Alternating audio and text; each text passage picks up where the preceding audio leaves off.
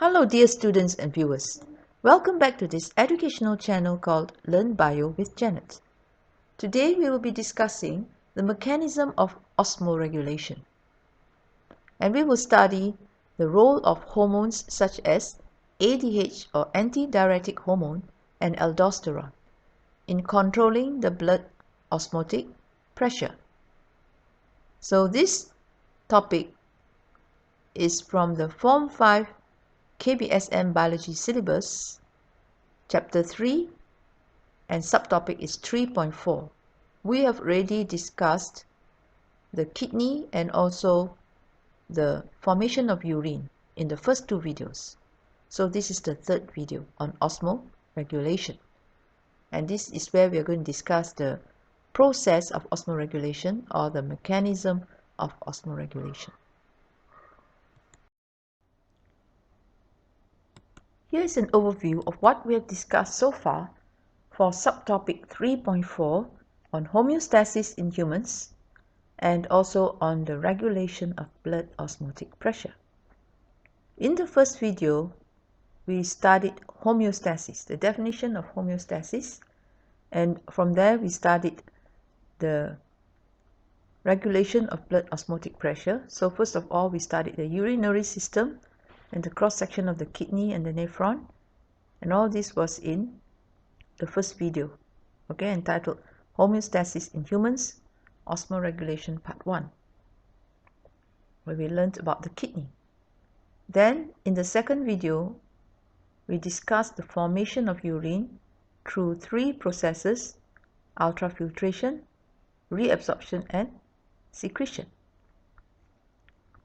And by the way, the acronym for this is URS. We can form a sentence from that, and that is urine really stinks. URS. Now, in this third video, we are going to study the process of osmoregulation and the role of hormones, the hormones ADH or antidiuretic hormone and aldosterone in osmoregulation or in the control of blood osmotic pressure. So this is the third video in the series. The learning outcomes for this lesson are as follows. Firstly, we should be able to describe briefly the mechanism of osmoregulation. So we are going to look at two examples. The first example is when blood osmotic pressure increases above the normal range. And the second example is when the blood osmotic pressure decreases below the normal range. Then number two, be able to relate changes in blood osmotic pressure to urine output.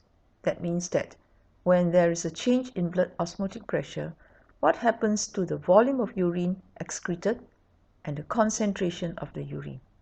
So this we will discuss as we continue with the lesson.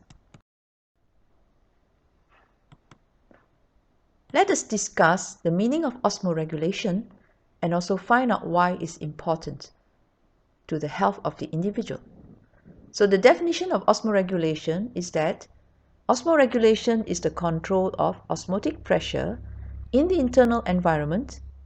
That means the control of blood osmotic pressure or control of osmotic pressure of the interstitial fluid that surrounds the cells. So this is done by controlling the water content and the concentration of salts or sodium chloride in the blood plasma. Now every day we eat different amounts of salt in our food and drink different amounts of water. So the kidney will have to excrete excess water or excess salts from the body in order to maintain the blood osmotic pressure in the normal range. So blood osmotic pressure must be maintained in the normal range, and it is very important to do so for the health of the individual. So let's see the importance of osmoregulation and why we need to maintain the blood osmotic pressure in the normal range. This is to ensure that the interstitial fluid and the intracellular fluid are isotonic to each other. So interstitial fluid is the fluid surrounding the body cells, and intracellular fluid, intra means inside, inside the cell. So intracellular fluid is the fluid inside the cells, or we can use the term cytoplasmic fluid. So the interstitial fluid and the cytoplasmic fluid must be isotonic to each other, having the same concentration as each other. This is to avoid lysis or bursting of cells in hypotonic solution and crenation or shrinking of cells in hypertonic solution. So take the example of a condition where the interstitial fluid has a lot of water. The person has drunk a lot of water, and the interstitial fluid has a higher concentration of water than the cytoplasmic fluid, the normal cytoplasmic fluid in the cells. So we say the interstitial fluid is hypotonic to the cytoplasmic fluid of the cells. So what happens is that water will diffuse into the cell from the hypotonic solution or interstitial fluid by osmosis. As the water enters the cell will expand, cells will expand, and finally they may burst. And this process is called lysis. Now, if red blood cells undergo lysis, we use the term hemolysis, right? We have studied that in chapter 3 of Form 4 syllabus. The topic is movement of substances across the plasma membrane, right? So please recall from what you have studied in Form 4. Recall the knowledge that you have studied in Form 4. So in a hypotonic solution, the cells will undergo lysis or bursting of cells, and this will kill the cells. All right. So this is dangerous for the health of the individual. And another situation that can occur is if the cells are placed in a hypertonic solution. Let's say the person ate too much salt or drank too little water in the day, then his interstitial fluid will be hypertonic to the cytoplasmic fluid of body cells. That means the interstitial fluid will have a higher concentration of dissolved substances like salts compared to the cytoplasmic fluid. So water will diffuse out of the cells by osmosis, and the cells will lose water and shrink. And this can also cause the cells to die. This condition occurs when the person is dehydrated or lacks a lot of water. So these two conditions are dangerous to the individual, lysis of cells or crenation of body cells. And thus it's important to carry out osmoregulation. So let's study how osmoregulation is carried out. The body carries out osmoregulation by using hormones. All right? So there are two hormones involved in osmoregulation. Okay, let's discuss these two hormones. Now, the mechanism of osmoregulation.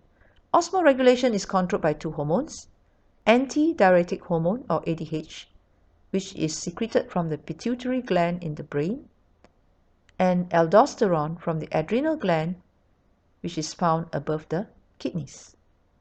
So both hormones work together through a negative feedback mechanism to regulate water and salt content in the blood by the process of reabsorption. Do you remember reabsorption is one process in the formation of urine in the kidneys. So in reabsorption, substances that are required by the body will be reabsorbed back into the blood from the glomerular filtrate or from the urine that's formed. All right, we'll discuss that in a moment. Now, so antidiuretic hormone or ADH stimulates reabsorption of water when we need water. When a person doesn't drink enough water, more antidiuretic hormone will be secreted to stimulate the reabsorption of water back into the blood. And when we need salt, we don't eat enough salt, then aldosterone will stimulate the reabsorption of salt back into the blood from the urine. All right? So reabsorption of water and salt will determine the final concentration and volume of the urine that's formed. Okay? So we also have to discuss what happens to the urine that's formed. Is it a lot or little? And also, is it concentrated or dilute? Does it have a lot of salts? Or is it or does it have lower concentration of salts?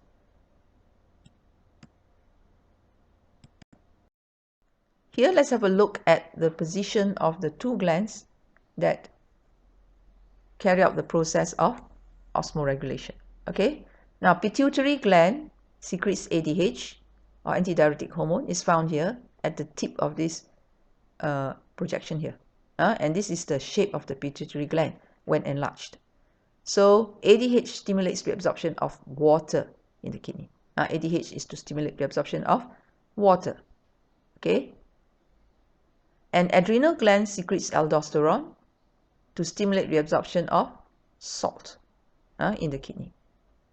Okay, by the way, we see this word antidiuretic hormone.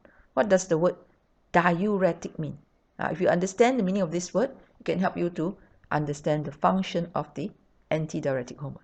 So diuretic is a substance that increases production of urine. Thus, antidiuretic is a substance that reduces the amount of urine excreted. That means it causes reabsorption of water, so that the volume of urine or the amount of urine excreted is less.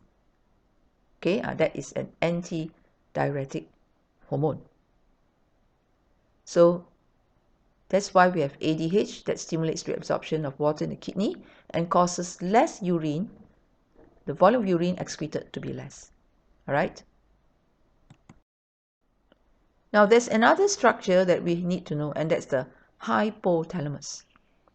The hypothalamus is a structure in the brain that's quite near to the pituitary gland. So this picture is quite important for you to recognize the position of pituitary gland at the tip, okay, of this projection, and hypothalamus is just right above it and behind it here. So hypothalamus is a very small structure in the brain, but it has two receptors. As we know, receptors are those cells that can detect changes in the internal environment, or that they can detect stimuli in the environment, whether external or internal. In this case, these are receptors that detect changes in the internal environment. The first one is the osmoreceptor.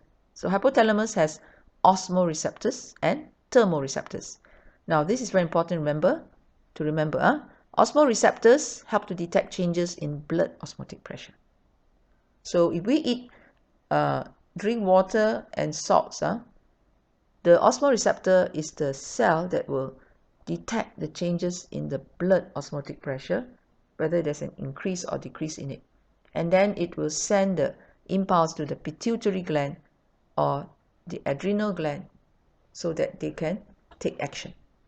Okay, so this is the first structure that's involved in osmoregulation, the osmoreceptor. Now, hypothalamus also contains thermoreceptors to detect changes in body temperature. Okay, so thermo means temperature. Now, this is discussed in the second part in the Form 5 syllabus on control of body temperature. So for now, we'll focus on osmoreceptors. Okay. Now let us discuss the mechanism of osmoregulation. Let's take the first example of osmoregulation when the blood osmotic pressure increases above the normal level. What does the body do to bring down the blood osmotic pressure back to normal level in the process of homeostasis? So this is what we're going to find out in the next part. But first, let's find out how the blood osmotic pressure increases above normal level. This occurs when a person eats very salty food, drinks too little water, or loses water by sweating. Okay, so an important point to take note is that when a person eats salty food like French fries or fast food that in which a lot of salt has been added, or other types of food in which salt has been added excessively, then his concentration of salt in the blood, the concentration of salt in the blood will increase, and this will cause blood osmotic pressure to also increase, right? When concentration of salt in the blood increases, blood osmotic pressure will also increase. Please take note of that. So the blood osmotic pressure increases when salt concentration increases. On the other hand, if a person drinks too little water, it can also cause the salt concentration to increase in the blood, correct? Okay, when the water content of the blood is less than normal, it means that the salt concentration has increased.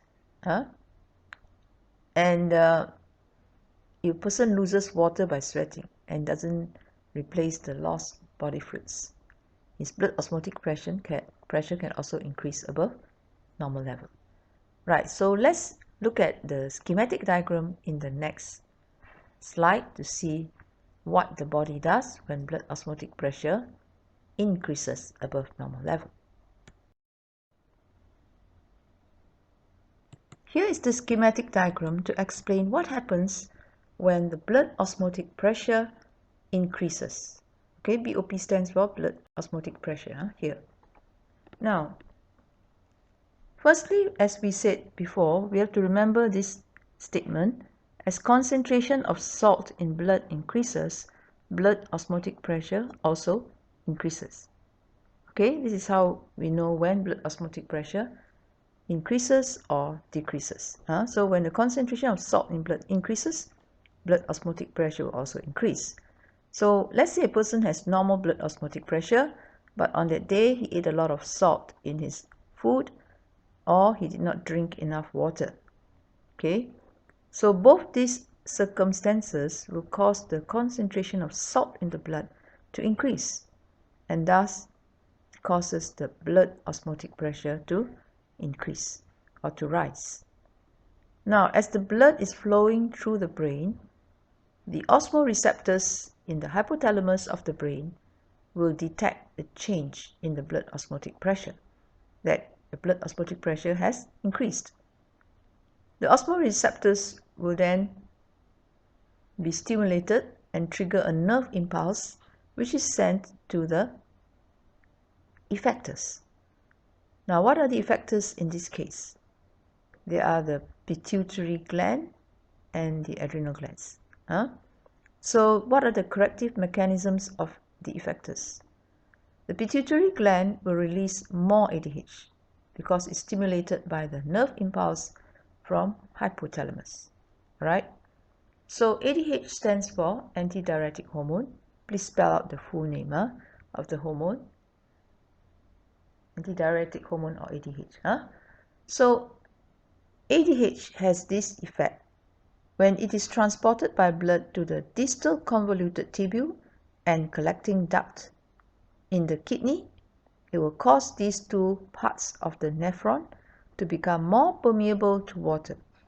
So water will diffuse or will enter into the blood as it is reabsorbed.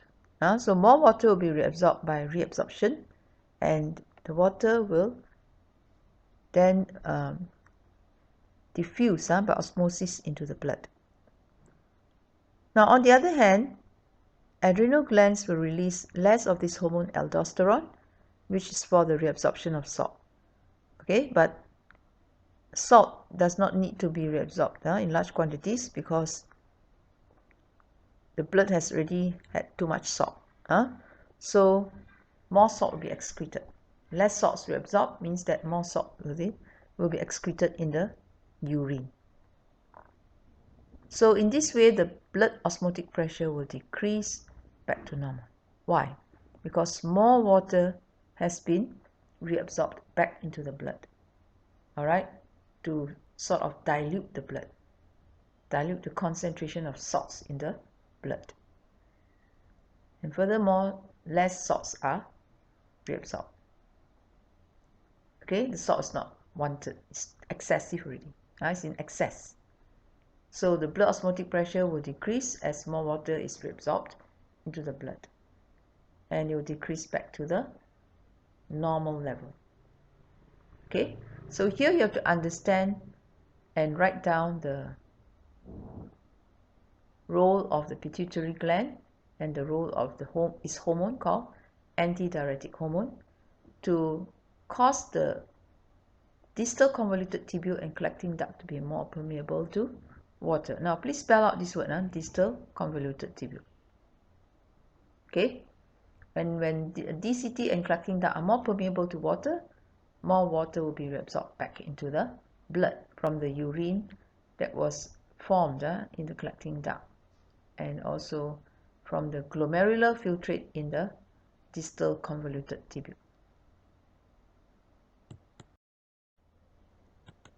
Let us look at the first example of osmoregulation as we have discussed just now. So these are the notes for it, which are important for essay and structured questions. Okay, so memorize this set of notes. Now, this first example is for a case when blood osmotic pressure increases beyond the normal level. And it occurs when a person eats very salty food or drinks too little water or loses water by sweating. So in all these conditions or actions, the concentration of salt in the blood increases. For example, when a person eats very salty food, concentration of salt in the blood will increase. And as the concentration of salt in the blood increases, the blood osmotic pressure also increases beyond the normal level.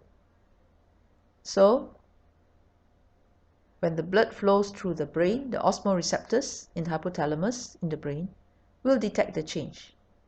So osmoreceptors are receptors that detect changes in blood osmotic pressure. Next, the osmoreceptors will send an impulse to stimulate the pituitary gland to secrete more antidiuretic hormone or ADH into the blood. Okay, A, D, and H. So ADH. But always spell out the name of the hormone in full. Now, ADH causes distal convoluted tubule and collecting duct to become more permeable to water.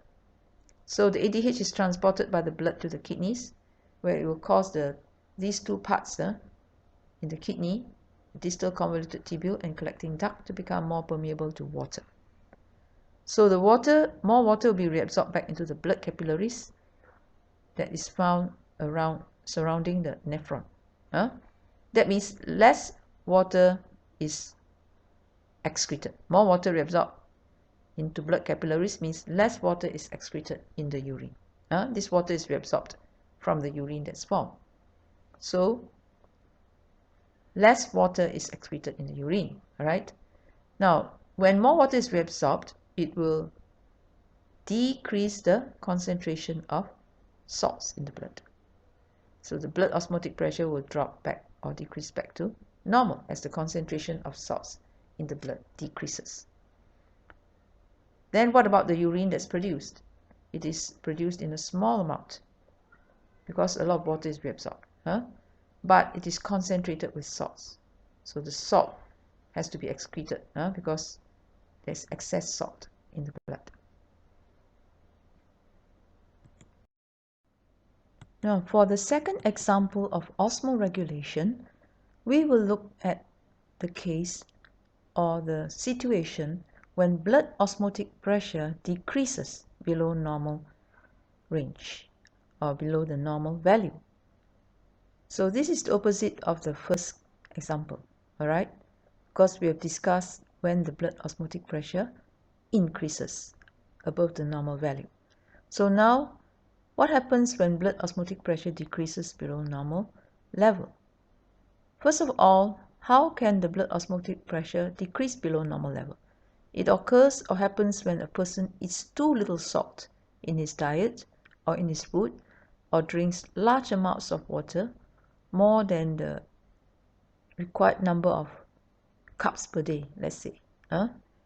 So his blood osmotic pressure will decrease because when he drinks a lot of water, the water will dilute the blood and the concentration of salts will decrease. When concentration of salts in the blood decreases, the blood osmotic pressure will decrease. Now let's look at the second example of osmoregulation. In the first example, we discussed the case when blood osmotic pressure increases beyond the normal value. Now in this second example of osmoregulation, we discuss the situation when blood osmotic pressure decreases below the normal level. So both these situations of osmoregulation, or these examples of osmoregulation, are important for the structured and essay questions for exam, for SPM, and have come up very often. Okay. All right, now let's look at this second case. Blood osmotic pressure decreases. How does it decrease? So consider a person with normal blood osmotic pressure. Maybe on a particular day, he ate too little salt in his diet, or he drank too much water. He drank water excessively. So in either situations, the blood osmotic pressure will drop or decrease. Why is that so? You see, if a person takes less salt or drinks a lot of water, his salt concentration of the blood, of his blood, the salt concentration of his blood will decrease. When salt concentration decreases in the blood, then the blood osmotic pressure will drop. Okay?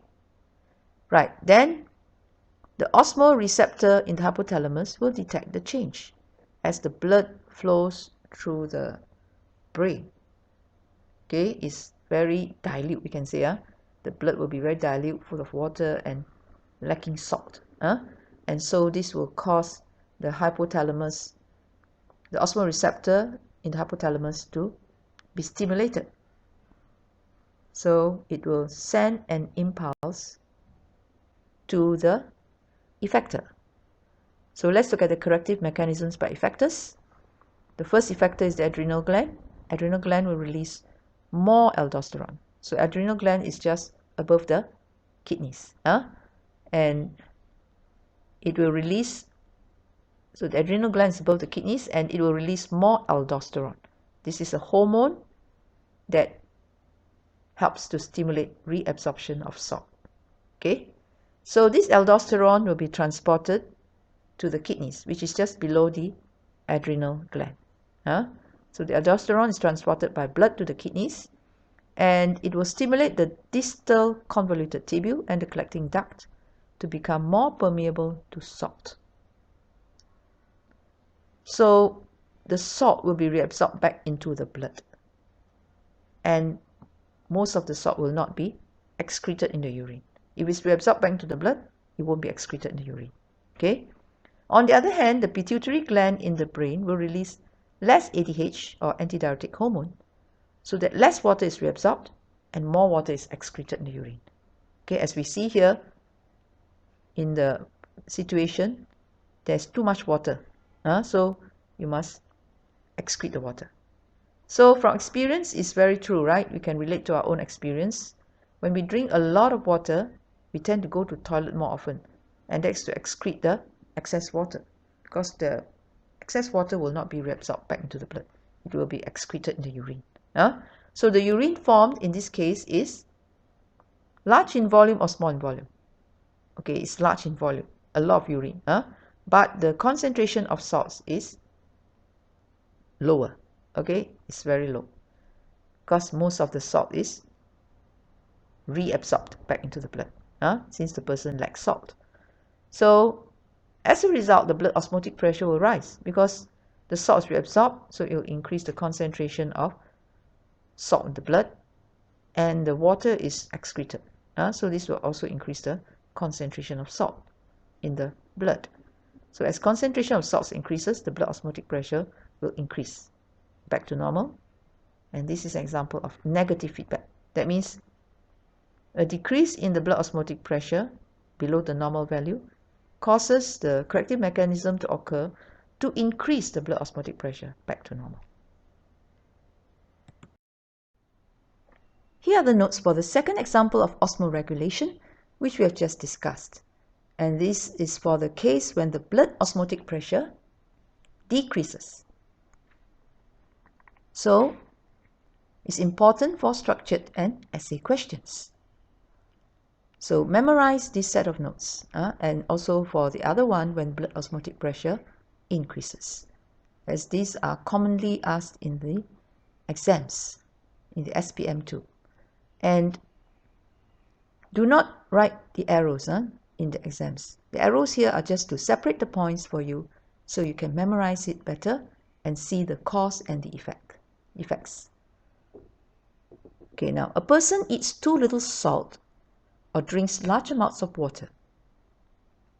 This will cause the blood osmotic pressure to decrease below normal, as these two actions eats little salt or drinks large amounts of water decreases the concentration of salt in the blood. So blood osmotic pressure decreases too. Now the osmoreceptors in the hypothalamus of the brain will detect the decrease in blood osmotic pressure and send impulses to stimulate the adrenal gland just above the kidneys to secrete more aldosterone into the blood. So aldosterone will be transported to the kidneys, where it will cause the distal convoluted tubule and collecting duct to become more permeable to salt. So more salt will be reabsorbed into the blood capillaries, meaning that less salt will be excreted. Okay, so as more salt is reabsorbed into the blood capillaries, the blood osmotic pressure will increase back to normal.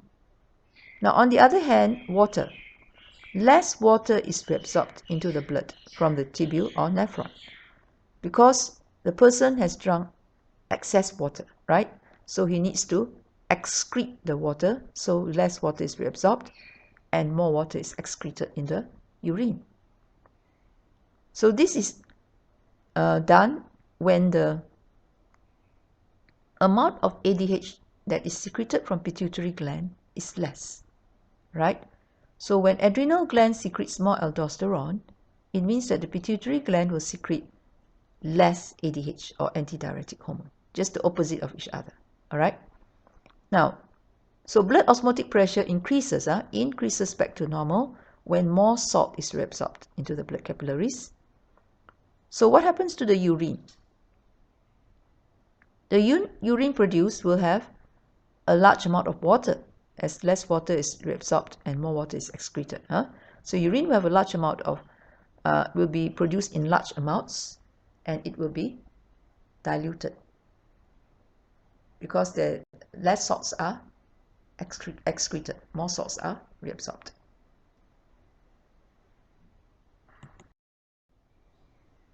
Here is a summary and a simple memory aid to help you remember which hormone is involved when the blood osmotic pressure increases or decreases. So let's have a look. Blood osmotic pressure increases. When it increases, pituitary gland secretes more antidiuretic hormone. So the I here increase, there's an I at the beginning. You can associate with the pituitary gland, which has two I's actually. And anti, the word anti, T has an I here also.